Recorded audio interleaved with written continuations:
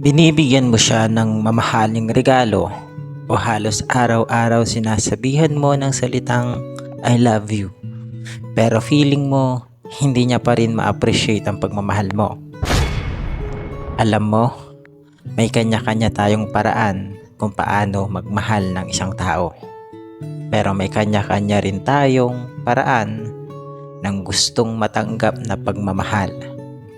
Kaya ilalahad natin dito ang 5 language of love na konseptong binuo ni Dr. Gary Chapman as a marriage counselor sa mahabang panahon.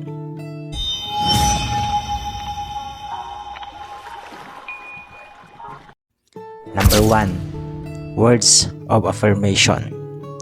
Ito yung pagmamahal na verbal communication. Na-appreciate mo ang taong mahal mo. Proud ka sa kanya at palagi mong sinasabi kung gaano mo siya kamahal at kaswerte na mayroon kang ikaw sa buhay niya. Number 2, act of service. Ito yung pagmamahal na nangangailangan ng action. Doing something for your partner that you know they would like. Ginagawa mo ang mga bagay na iyon kasi alam mong sasaya siya kapag ginawa mo ito. Alam mo yung tipong kahit magbaliw-baliwan ka pa sa harap niya ay gagawin mo. Mapasaya lang siya. Number 3, receiving gift. Ito yung pagmamahal na nangangailangan ng isang bagay na kailangan mong ibigay para mapasaya mo ang minamahal mo. Alam mo yung hindi ninyo tinitignan pareho kung magkano ang presyo ng regalo. Basta may maibigay ka lang sa taong mahal mo. Most especially sa mga mahalagang araw ninyo pareho. Number 4, quality time. Ito yung pagmamahal na kailangan mo talagang maglaan ng oras sa taong mahal mo. Hindi ko sinasabing lahat ng oras mo ay ibibigay mo sa kanya. Meaning, ito yung pagmamahal na dapat may bonding kayo together. Dinidate mo siya, may oras na nakalaan at nakaset na para sa inyong dalawa lang. Sabi ko nga palagi, mahirap sabihing mahal mo ang isang tao kung wala ka namang time sa kanya. Number 5, physical touch. Ito yung pagmamahal na naipaparamdam mo sa pamamagitan ng pagyakap, paglalambing, yung tipong ang sweet ninyo together at clingy ka lagi. O siya mismo.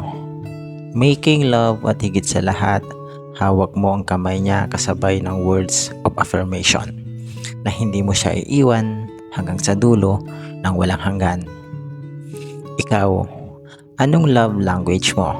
Comment mo nga riyan sa baba at babasahin natin. Kung ako naman ang tatanungin, mas masarap at mas tatatag ang relasyon kung lahat ng love language na ito ay may paparamdam mo sa taong mahal mo. Tandaan mo yan. God bless.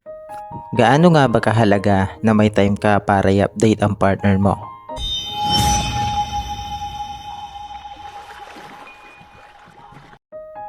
Updating your partner is the most important thing in a relationship.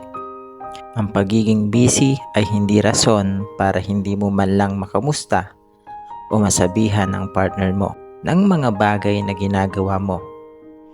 Iyang update o pagkakamusta na iyan ay malaking bagay sa partner mo na hinihintay-hintay niya ng ilang oras para lang malaman niya ang update mo.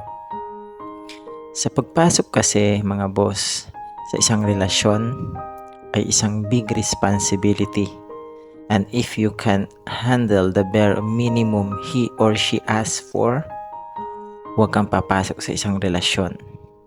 Paano mo masasabing mahal mo ang isang tao kung wala ka namang time sa kanya para lang i-update siya sa mga ginagawa mo?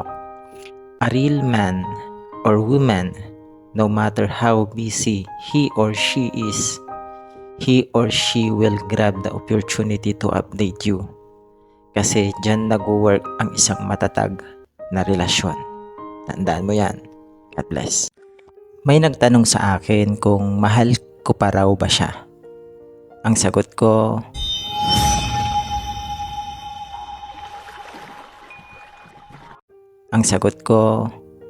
oo naman.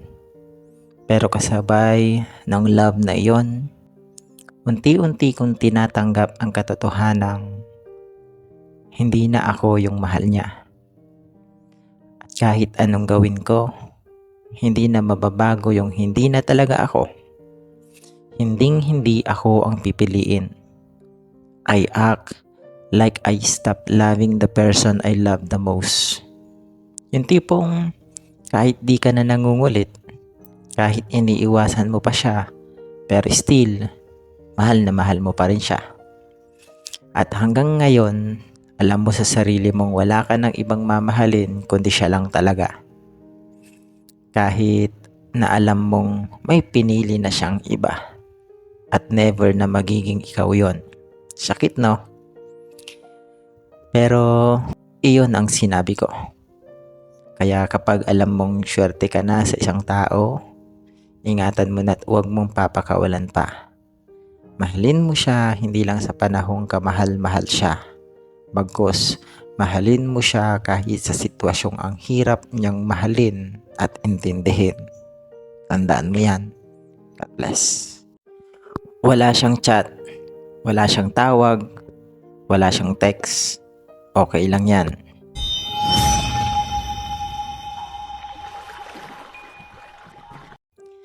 Dalawa lang naman ang pupuntahan yan. Masasanay ka o magsasawa dahil sa pinaparamdam niya. Kaya sabihin mo sa kanya na kapag dumating ka sa point na sumuko na, sinubukan mong magpakatatag pero tao ka lang, napapagod. Doon pa lang kasi sa part na natitiis ka niyang hindi ka usapin, sana ma-realize mong wala ka talagang halaga sa kanya para sa kanya. Sa bagay, sino ba naman tayo para pahalagahan, di ba? Kaya napakahalagang dapat mas minamahal ang sarili bago ang ibang tao. Tandaan mo yan. God bless.